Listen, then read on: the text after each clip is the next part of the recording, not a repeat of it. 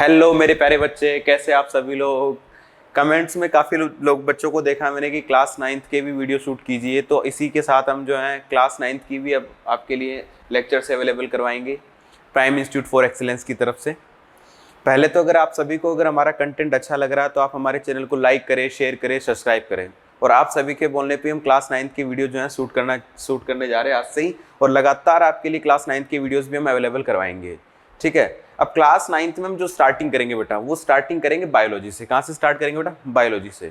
अब बायोलॉजी में class ninth में अपन जो सबसे पहले टॉपिक पढ़ते हैं मेरे प्यारे बच्चे, वो कौन सा टॉपिक है? Cell chapter. ठीक है, ये सेल चैप्टर काफ़ी इंटरेस्टिंग और काफ़ी अच्छा चैप्टर है मेरे प्यारे बच्चे। ठीक है, और ये एग्जाम में बच्चों को बहुत परेशान करता है, लेकिन अब आपको परेशान होने की जरूरत नहीं है, क्योंकि प्राइम लेके आ रहा है आपके लिए बहुत ही क्वालिटी कंटेंट। और इसी के साथ हमारा चैनल देखते रहिए और पढ़ते रहिए, हंसते रहिए, मुस्कुराते रहिए। चलो स्टार्ट करते हैं आज टॉपिक सेल से। मेरे प्यारे बच्चे, सबसे पहले तो हमें यही पता होना चाहिए मेरे प्यारे बच्चे कि स्टडी ऑफ सेल को हम क्या बोलते हैं। The branch of biology in which we study about the cell, the branch of biology in which we study about the cell is known as cytology. उसको अपन क्या बोलते हैं बेटा? साइटोलॉजी। हम कह सकते हैं मेरे प्यारे बच्चे study of cell, study of cell. Study of cell को हम क्या बोलते हैं मेरे प्यारे बच्चे? स्टडी ऑफ सेल को हम बोलते हैं साइटोलॉजी। क्या बोलते हैं बेटा? साइटोलॉजी। सबसे पहली चीज तो यही क्लियर होनी चाहिए आपको कि स्टडी ऑफ सेल को हम क्या बोलते हैं? साइटोलॉजी। कहने का मतलब क्या है मेरे प्यारे बच्चे? The branch of biology in which we study about the cell. Cell science बात करें, बायोलॉजी की एक ऐसी ब्रांच जिसमें हम सेल के बारे में स्टडी करते हैं, उसको हम क्या बोलते हैं मेरे प्यारे बच्चे? साइटोलॉजी। अब मेरे प्यारे बच्चे, सबसे पहले हमें यह समझना होगा कि सेल क्या होता है। What is the meaning of cell? Cell क्या होता है? ध्यान से सुनना इधर। Cell is the structure, cell is the structural, functional and fundamental unit of life. जैसे आप बात करें बेटा, सेल होता क्या है आखिर में?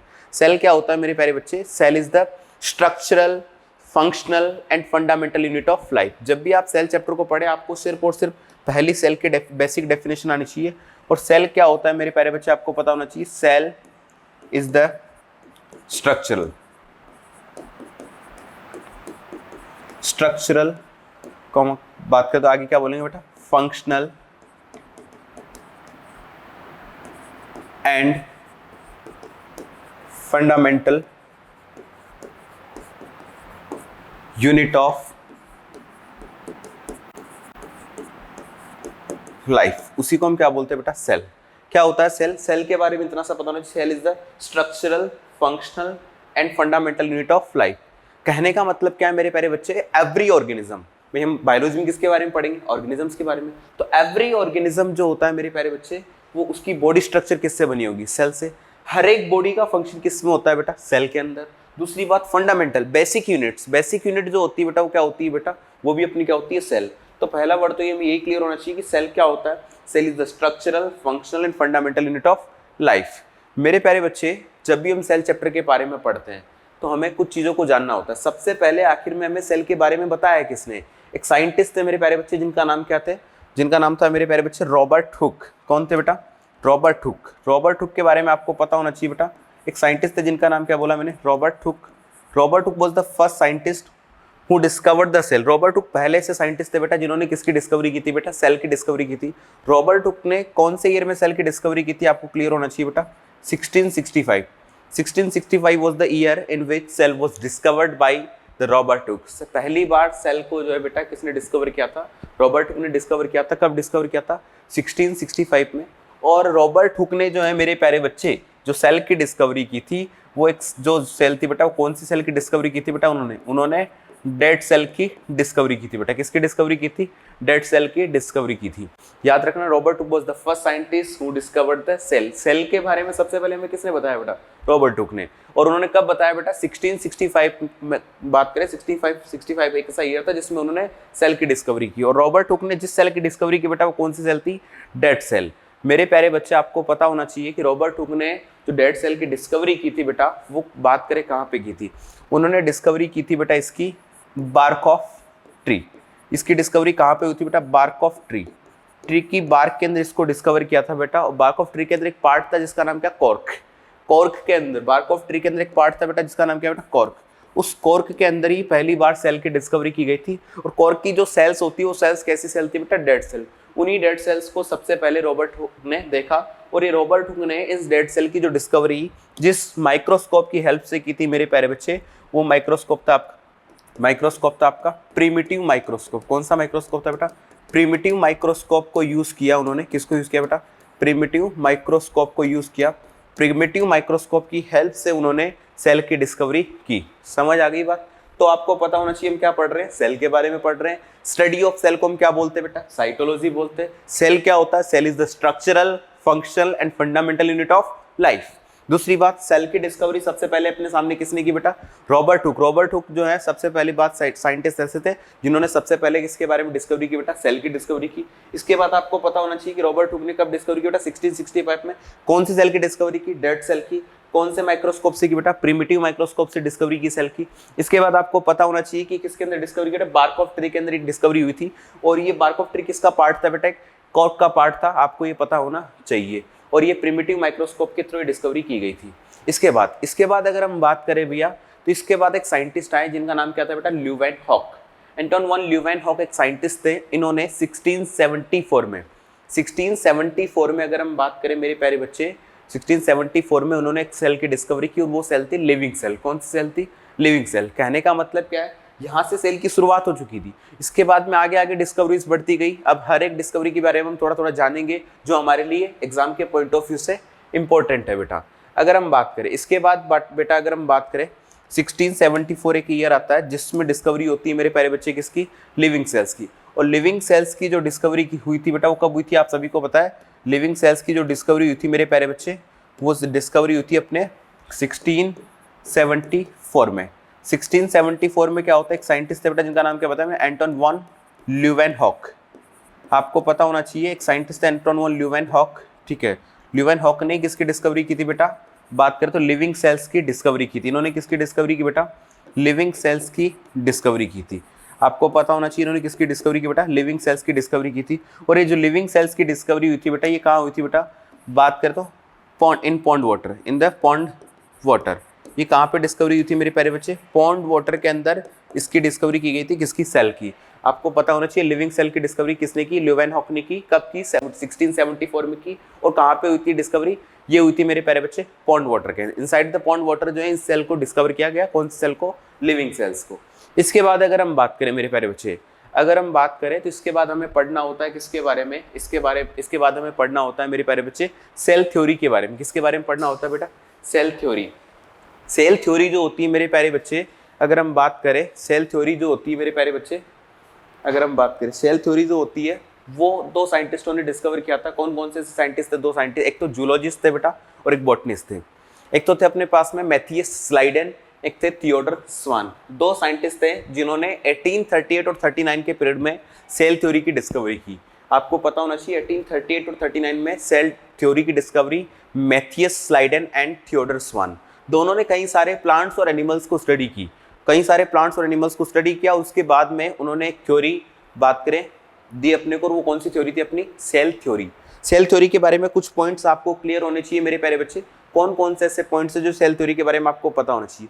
पहली बात, सेल थ्योरी की डिस्कवरी किसने की? Matthias Schleiden and Theodore swan.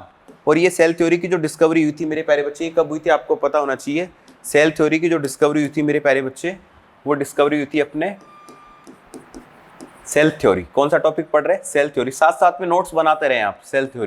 Cell theory की डिस्कवरी हुई थी मेरे प्यारे बच्चे कब? 1838 और 39 के अंदर। 1838 और 39 दोनों बात करते, दोनों ईयर के अंदर ये पीरियड था। इसके अंदर में दो साइंटिस्ट जिनका नाम क्या बताया मैंने? एक का नाम था बेटा मैथियस स्लाइडेन। क्या नाम था बेटा? ये मैथियस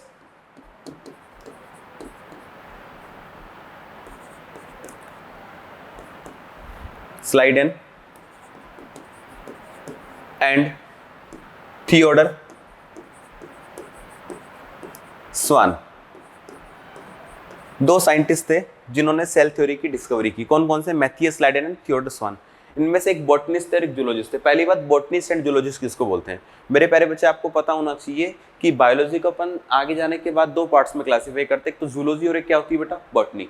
जूलॉजी का मतलब क्या होता है? The branch of biology in which we study about the animals. Animals के बारे में जहां पर भी हम स्टडी करेंगे वो क्या अपनी बेटा? जूलॉजी। ऐसे इसी के साथ बॉटनी के बारे में पता होना चाहिए। बॉटनी क्या होती है बेटा? The branch of biology in which we study about the plants. Plants के बारे में जहां हम पढ़ेंगे उसको हम क्या बोलेंगे बेटा? बॉटनी। तो दोनों मैथियस लाइडेन और थियोडोर स्वान, अगर हम बात करें तो इन्होंने कई सारे प्लांट्स और एनिमल्स को स्टडी किया, और प्लांट्स और एनिमल्स को स्टडी करने के बाद इन्होंने बेटा क्या किया? एक थ्योरी दी, और वो कौन सी थ्योरी थी? अपनी सेल थ्योरी। अब इस सेल थ्योरी के बारे में कुछ पॉइंट्स आपको क्लियर होने चाहिए बेटा। सबसे फर्स्ट पॉइंट जो आता है मेरे प्यारे बच्चे सेल थ्योरी का, वो आप सभी लोगों को पहले से ही पता है। वो फर्स्ट पॉइंट क्या होता है मेरे प्यारे बच्चे? आपको पता होना चाहिए। फर्स्ट पॉइंट जो है सेल थ्योरी का वो क्या था बेटा? Cell is the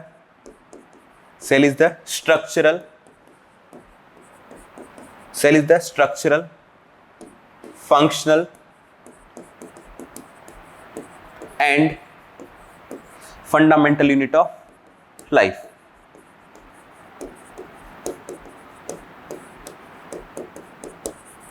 first point तो ये क्लियर होना चाहिए कि सेल थ्योरी का फर्स्ट पॉइंट क्या था? Cell is the structural functional fundamental unit of life. इसके बाद नेक्स्ट पॉइंट क्या पता होना चाहिए मेरे प्यारे बच्चे? Every organism. क्या पता होना चाहिए बेटा? एवरी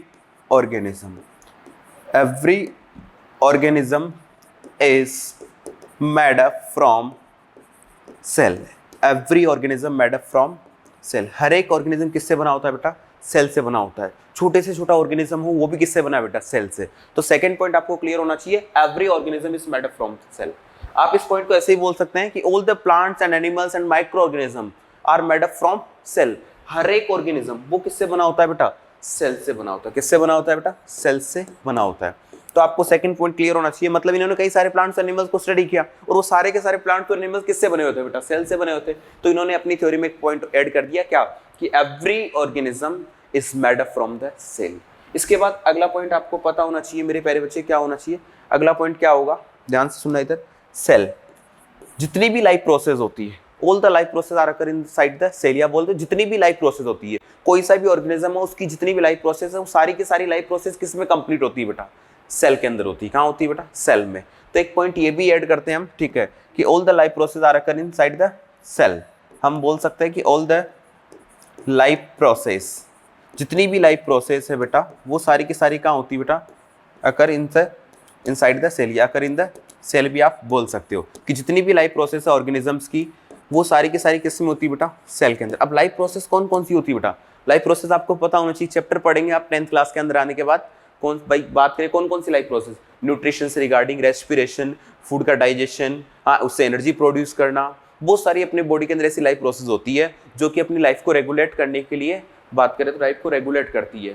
तो आपको पता होना चाहिए कि लाइफ प्रोसेस क्या होती है। ऐसी एक्टिविटीज, लाइफ प्रोसेस का मतलब क्या होता है? ऐसी एक्टिविटीज जो लाइफ के सर्वाइवल के लिए इंपॉर्टेंट है। Activities which is important for the survival of life, and ऐसी एक्टिविटीज जो रेगुलेट करती है सर्वाइवल ऑफ लाइफ को, उन सारी के सारी एक्टिविटीज को हम क्या बोलते हैं? Life process. एग्जाम्पल के लिए न्यूट्रिशन, रेस्पिरेशन, ट्रांसपोर्टेशन, एक्सक्रीशन, ये सारी की सारी क्या होती है बेटा? Life process, because these are the important activities of the our body which is responsible for the survival of an organism.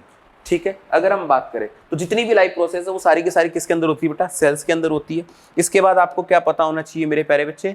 इसके बाद आपको पता होना चाहिए cell is the unit of heredity. क्या होती है बेटा? सेल, जो सेल होती है क्या होती है बेटा? Cell is the unit of heredity. क्या होती है बेटा? Cell is the unit of heredity.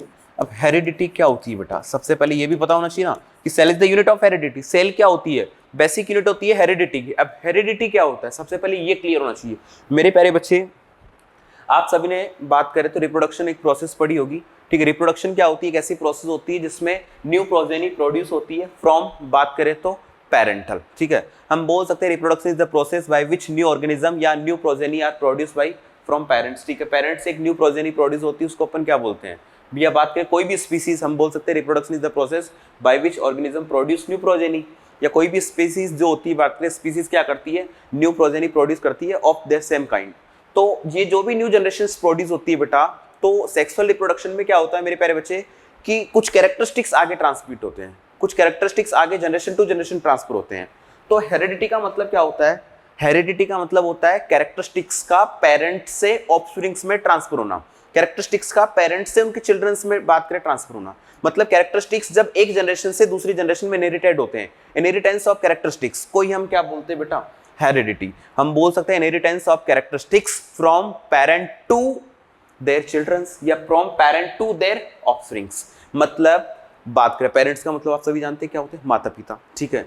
तो माता पिता से जो बच्चे हैं, जो जनरेशन है, आने वाली जो जनरेशन है, उसमें कैरेक्टरिस्टिक्स का ट्रांसफर होना, इसी को हम क्या बोलते हैं बेटा, हेरिडिटी। आप सभी को पता है जब भी एक बच्चे का बेटा जन्म होता है तो उसके कुछ न उसमें हम देखते हैं कि बात करते हैं उसका कुछ बॉडी पार्ट्स पापा को गया, कुछ मम्मी को गया। हम जो है हमारे अंदर कुछ कैरेक्टरिस्टिक्स हमें अपनी मम्मी की तरह, कुछ कैरेक्टरिस्टिक्स कैसे पापा की तरह, कुछ पार्ट्स अपने अंदर जो ऐसे ऐसा लगता है कि हाँ ये पापा की तरह। तो बात करें तो ये जो कैरेक्टरिस्टिक्स ट्रांसमिट होकर आ रहे हैं, इन सब की जो यूनिट है वो कौन है बेटा, सेल। मतलब कैरेक्टरिस्टिक्स जो ट्रांसफर हो रहे हैं इन सबके लिए रेस्पॉन्सिबल कौन है, सेल। और सेल में भी क्या होता है बेटा, अभी अपन पढ़ेंगे कि सेल के अंदर एक न्यूक्लियस होता है। जब हम स्ट्रक्चर ऑफ सेल डिस्कस करेंगे तो हम बताएंगे आपको कि न्यूक्लियस होता है, न्यूक्लियस के अंदर जेनेटिक मटेरियल होता है, क्रोमोसोम्स होते हैं, डीएनए होते हैं, ये रेस्पॉन्सिबल होते हैं कैरेक्टरिस्टिक्स को आगे से आगे ले जाने के लिए। तो इसीलिए उन्होंने बोला कि cell is the unit of heredity. और हेरिडिटी टर्म का मतलब क्या होता है आपको पता होना चाहिए कि हेरिडिटी का मतलब होता है transmission of characteristics, transmission of characteristics from parent to their offsprings, या फिर आप लिख सकते हो inheritance of characteristics from parent to their next generation. समझ आ गई बात। इसके अलावा अगर हम बात करें तो ये सारे कुछ बेसिक पॉइंट्स थे। इसके अलावा एक पॉइंट जो था बेटा वो रडोल्फ विर्चो नाम के साइंटिस्ट ने हमें दिया। एक पॉइंट था बेटा वो आपको पता होना चाहिए, इसको थोड़ा हाईलाइट करके पढ़ते। एक पॉइंट था जो कि रडोल्फ विर्चो ने दिया। किसने दिया बेटा, विर्चो, एक साइंटिस्ट थे जिनका नाम क्या बोल रहा हूँ बेटा मैं, विर्चो। विर्चो ने 1855 में एक न्यू पॉइंट ऐड किया बेटा। विर्चो ने क्या किया बेटा, 1855 में एक न्यू पॉइंट ऐड किया सेल थ्योरी के अंदर। और वो फर्स्ट पॉइंट क्या ऐड किया मेरे प्यारे बच्चे, वो फर्स्ट पॉइंट क्या ऐड किया, ध्यान से सुनना इधर। फर्स्ट पॉइंट जो ऐड किया मेरे प्यारे बच्चे, वो विर्चो ने क्या ऐड किया आपको पता होना चाहिए, न्यू सेल्स। क्या बोला उन्होंने, न्यू सेल्स जो होती है मेरे प्यारे बच्चे वो अराइज होती है कहाँ से बेटा, new cells arise from pre existing sales. किससे अराइज होती है बेटा, प्री एग्जिस्टिंग सेल्स। कहने का मतलब क्या है मेरे प्यारे बच्चे, जितनी भी न्यू सेल्स बनेगी, जितनी भी न्यू सेल्स बनेगी मेरे प्यारे बच्चे, वो सारी की सारी न्यू सेल्स जो है मेरे प्यारे बच्चे किससे बनेगी, from pre existing cell. Pre existing cell का मतलब क्या, जो भी सेल्स पहले से हैं उन्हीं से कौन सी सेल बनेगी बेटा, न्यू सेल्स बनेगी। मतलब ये विर्चो ने एक पॉइंट दिया, वो कौन सा पॉइंट दिया कि new cells arise from the pre existing cell. और ये पॉइंट पहले 1838-39 में नहीं जोड़ा गया था, ये ऐड किया गया था 1855 में।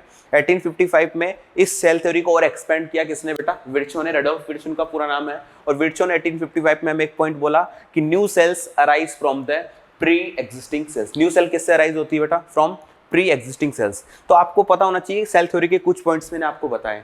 आज हमने शुरुआत कहाँ से की है, बेसिकली बात करें तो बायोलॉजी में आपको मल्टीपल रिवीजन्स की रिक्वायरमेंट होती है। जितना ज़्यादा आप मल्टीपल रिवीजन करेंगे उतना ही ज़्यादा आपका बायोलॉजी का पार्ट जो है काफ़ी ज़्यादा स्ट्रॉन्ग होता जाएगा। याद रखना बायोलॉजी बिल्कुल भी रटने वाला पार्ट नहीं है। कभी भी ये ना सोचे आप कि बायोलॉजी एक रटने वाला पार्ट, नहीं। बायोलॉजी काफ़ी ज़्यादा अंडरस्टैंड करने वाला, काफ़ी ज़्यादा अच्छा समझने वाला, और चीज़ों को बार बार रिवीजन करने से, मल्टीपल रिवीजन करने से बायोलॉजी में आपकी बात करें कंसेप्चुअल क्लियरिटी आगे से आगे बढ़ती जाती है।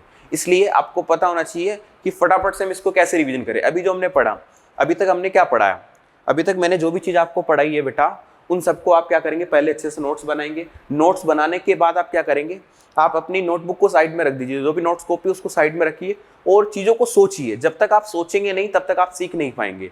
कैसे बेटा, आप सोचिए, नोट्स कॉपी को साइड में रखिए, उसके बाद सोचिए कि सर ने क्लास स्टार्ट कहाँ से की, आखिर में हमने सेल चैप्टर पढ़ना कहाँ से स्टार्ट किया।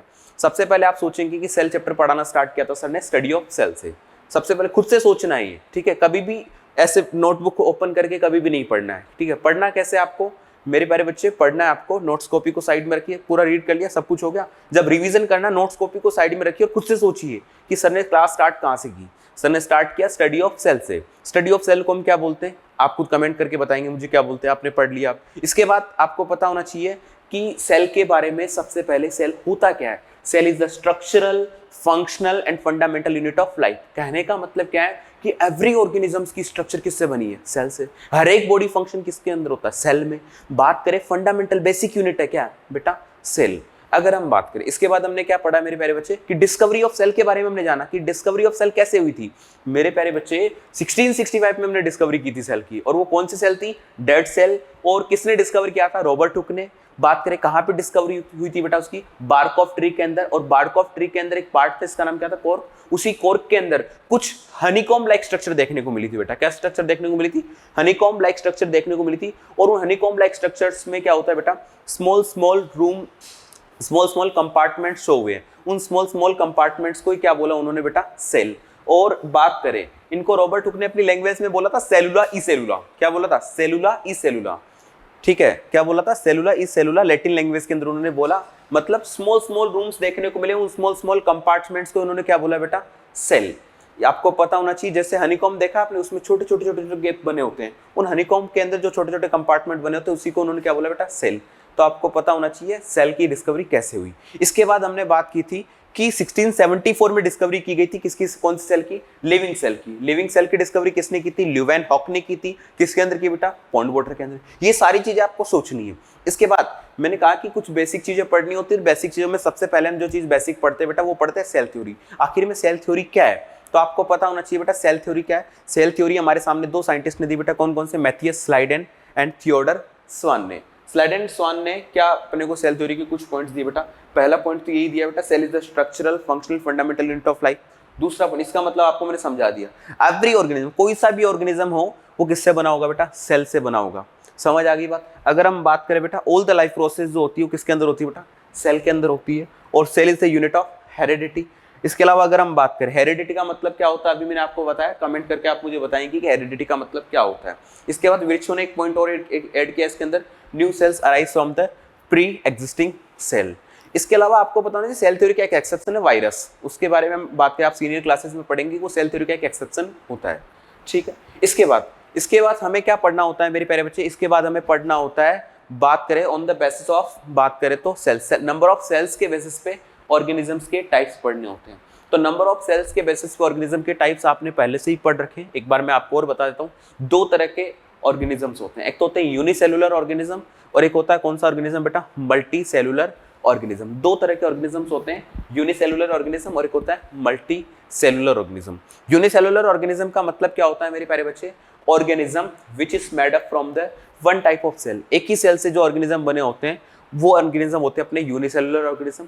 और ऐसे ऑर्गेनिज्म जो बात करें एक से ज्यादा सेल से बने होते हैं, उन ऑर्गेनिज्म को हम बोलते हैं मल्टी सेलुलर ऑर्गेनिज्म, जो कि स्टार्टिंग का अपना बेसिक पार्ट है इस चैप्टर का। आपको पता होना चाहिए नंबर ऑफ सेल्स के बेसिस पे कितने तरह के ऑर्गेनिज्म होते हैं? टू टाइप्स के ऑर्गेनिज्म होते हैं। कौन कौन से? यूनिसेलुलर ऑर्गेनिज्म, और एक कौन से होते हैं बेटा? Multicellular organism. Unicellular organism means क्या होता है बेटा? Organism which is made up from the one type of cell या वन सेल्स, उसको हम क्या बोलते हैं बेटा? यूनिसेलुलर। और मल्टी सेलुलर मींस क्या होता है बेटा?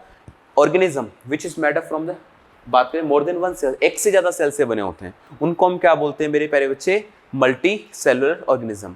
ठीक है, इसके अलावा आपको पता होना चाहिए क्या बेटा कि ये जो सेल्स होती है, अब मैंने कहा मल्टी सेलुलर ऑर्गेनिज्म क्या होगा? एक से ज्यादा सेल से बना होगा। ये आपने बेसिकली पहले से ही पढ़ते हुए आ रहे हो, इसलिए मैंने इसको राइट डाउन करके नहीं बताया, क्योंकि आप सभी जानते हैं पहले से यूनिसेलुलर ऑर्गेनिज्म और मल्टी सेलुलर ऑर्गेनिज्म क्या होते हैं, क्योंकि हम 6th 7th 8th से ही पढ़ते हुए आ रहे होते हैं।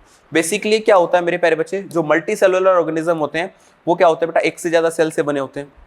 अब क्या होता है? सेल्स क्या होती है बेटा? बेसिक यूनिट होती है। ये जो सेल होती है बेटा, ये सेल्स कंबाइन होकर क्या बनाती है बेटा? आपको पता होना चाहिए, टिश्यू बनाती है। क्या बनाती है बेटा?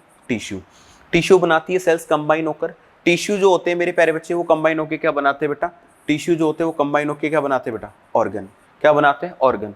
और ऑर्गन जो होते हैं मेरे प्यारे बच्चे, ऑर्गन्स आपस में कंबाइन होकर क्या बनाते हैं बेटा? एक ऑर्गन सिस्टम। क्या बनाते हैं बेटा? Organ system. क्या बनाएंगे बेटा? Organ system. और ये ऑर्गन सिस्टम जो होता है मेरे प्यारे बच्चे, ये ऑर्गन सिस्टम जो होता है ये क्या बनाते हैं बेटा? ये बनाते हैं अपने बॉडी। क्या बनाते हैं बेटा? बॉडी। तो आपको पता होना चाहिए सेल्स जो होती है मेरे प्यारे बच्चे वो कंबाइन होकर क्या बनाती है? टिश्यू कंबाइन होकर क्या बनाता है? ऑर्गन कंबाइन होकर क्या बनाता है? ऑर्गन सिस्टम क्या बनाती है बेटा? बॉडी। समझ आ गई बात? अगर ये चीज समझ नहीं है तो इसको आप कंपेयर करके देख सकते हैं कि कोई भी एक बिल्डिंग बनी होती है बेटा, वो बिल्डिंग किससे बनी होती है? बहुत स्मॉल यूनिट से, जिसको हम बोल सकते हैं ब्रिक्स। ब्रिक्स से क्या बनी बेटा? एक पूरी बिल्डिंग बनी। क्या ब्रिक्स को ज्वाइन करने से पूरी बिल्डिंग बन जाती है? नहीं। पहले जब हम ब्रिक्स को ज्वाइन करते रहते हैं एक वॉल बनती है। तो जस्ट लाइक वॉल अपने क्या हो गया? टिश्यू। क्या वॉल को ज्वाइन करने से बिल्डिंग बन जाएगी? नहीं सर, 4 वॉल्स को ज्वाइन करना पड़ेगा हमें। ठीक है, जब हम 4 वॉल को ज्वाइन करेंगे तो अपने क्या बनेगा बेटा? एक रूम बनेगा, और वो रूम अपना क्या हो गया बेटा? ऑर्गन। फिर जब हम रूम्स को कंबाइन करेंगे एक पूरा, तो एक पूरा अपना क्या बन जाएगा? फ्लोर। वो फ्लोर आपका क्या हो गया? Organ system. जब कई सारे फ्लोर्स आपस में कनेक्ट होंगे, एक floor, 2 floor, 3rd floor, 5 floor ऐसे कनेक्ट होंगे, तो पूरी क्या बनेगी? बिल्डिंग बनेगी। तो पूरी बिल्डिंग एक तरह से क्या होगी? बॉडी। तो हम कह सकते हैं कि जब सेल आपस में कंबाइन होती है तो क्या बनते हैं? टिश्यू। क्या बनते हैं? टिश्यूज कंबाइन होकर क्या बनाते हैं? ऑर्गन कंबाइन होकर क्या बनाता है? Organ system. और ऑर्गन सिस्टम से क्या बनती है? बॉडी। हमारी बॉडी के अंदर क्या होता है बेटा? अलग अलग तरह के सिस्टम्स होते हैं, आपने पढ़ा होगा digestive system, respiratory system, transportation के लिए ब्लड एंड सर्कुलेटरी सिस्टम, अलग अलग बॉडी सिस्टम्स हैं। अब ये सारे के सारे बॉडी सिस्टम्स किससे बने हुए हैं? कुछ ना कुछ डिफरेंट डिफरेंट ऑर्गन से। जस्ट एग्जाम्पल के लिए अगर हम बात करें, अपना जो ब्लड एंड सर्कुलेटरी सिस्टम होता है उसमें blood, human heart, artery, veins, ऐसे डिफरेंट डिफरेंट बात करें पार्ट्स होते हैं। ऐसे ही अपना डाइजेस्टिव सिस्टम होता है, उसमें mouth, buccal cavity, oesophagus, small intestine, large intestine, ये सब आपने 7th क्लास में पढ़ा होगा पहले से। तो जो अलग अलग, भाई हमने बोला डाइजेस्टिव सिस्टम एक ऑर्गन सिस्टम है, उस ऑर्गन सिस्टम में कई सारे ऑर्गन्स है। एग्जांपल के लिए माउथ, बक्कल कैविटी, हाँ, oesophagus, stomach, small intestine, large intestine, ये सारे के सारे क्या बेटा? ऑर्गन्स। अब ये ऑर्गन्स भी किसी न किसी किससे बने होंगे? टिश्यू और सेल्स से। तो आपको पता होना चाहिए सेल्स कंबाइन होकर क्या बनाती है? टिश्यू। टिश्यू से क्या बनते हैं? ऑर्गन। ऑर्गन से क्या बनता है? Organ system. ऑर्गन सिस्टम से पूरी क्या बनती है बेटा? बॉडी। और ऐसा हमारी नहीं बात, किसी भी ऑर्गेनिज्म की स्ट्रक्चर कुछ इस तरीके से बनती है बेटा, ये आपको क्लियर होना चाहिए। तो आज की क्लास में हमने क्या पढ़ा बेटा? आज की क्लास में हमने पढ़ा इंट्रोडक्शन ऑफ सेल। इंट्रोडक्शन में सेल की डिस्कवरी कैसे हुई, ठीक है, एक पढ़ा हमने सेल थ्योरी। इसके बाद हमने जाना कि कैसे एक ऑर्गेनिज्म की स्ट्रक्चर बनी होती है। सेल्स, सेल्स कंबाइन होकर क्या बनाएंगे? टिश्यू। टिश्यू क्या बनाएंगे बेटा? ऑर्गन्स। और ऑर्गन क्या बनाएंगे बेटा? बात करें तो ऑर्गन सिस्टम। और ऑर्गन सिस्टम जो होते हैं मेरे प्यारे बच्चे, वो सारे के सारे कंबाइन होकर क्या बनाएंगे? अपने बात करें तो ऑर्गन सिस्टम कंबाइन होकर अपनी बॉडी बनाएंगे। समझ आ गई बात?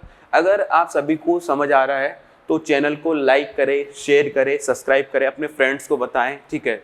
और बात करें तो जितने ज़्यादा आप इस पे व्यूज़ करेंगे अपने बात करें वीडियो पे, उतना ही जल्दी जल्दी आपके लिए मैं कंटेंट जो है प्रोवाइड कराऊंगा साइंस का।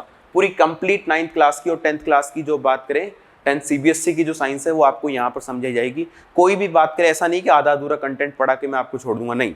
अगर आपको मैंने साथ लिया है बेटा तो लास्ट तक मैं आपको लेके जाऊँगा और अच्छे मार्क्स लेके आके रहेंगे अपन, ठीक है। थैंक यू बेटा।